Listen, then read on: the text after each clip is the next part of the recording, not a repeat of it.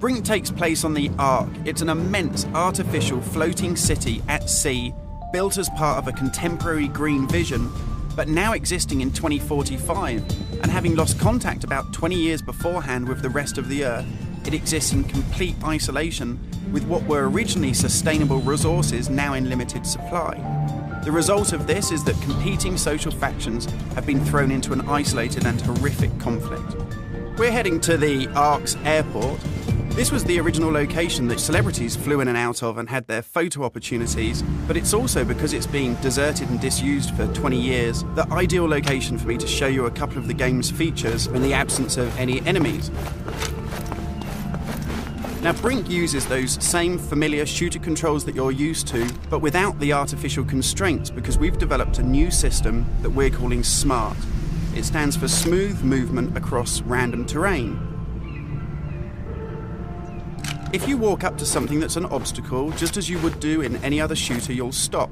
But if you want to try and indicate to the game that you want to get somewhere as quickly as possible, using this SMART button, you're able to vault, mantle, and climb with ease.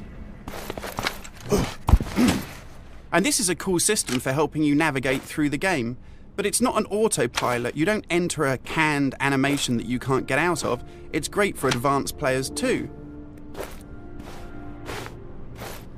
If you're approaching an obstacle like a security sensor, and you want to make it through that obstacle without perhaps alerting the enemy to your presence, you could just look up and you'll mantle up and over that automatically.